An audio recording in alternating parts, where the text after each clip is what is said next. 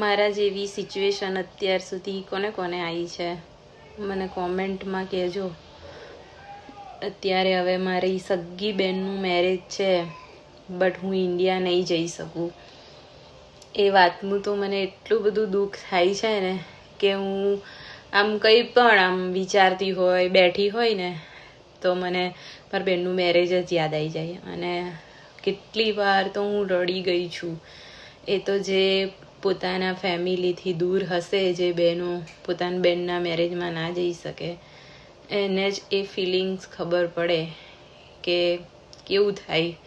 અને અત્યારે તો પણ થોડું એ લાગે, બટ જે દિવસ મેરેજ હોય બધા જ હોય અને આપણે જ ના હોય તો કેવું લાગે. આમ તો બધાનું એવું જ માનવું હોય કે સૌથી પહેલાં જો કોઈ બેનના મેરેજમાં આવે ને તો એ મોટી બેન હોય.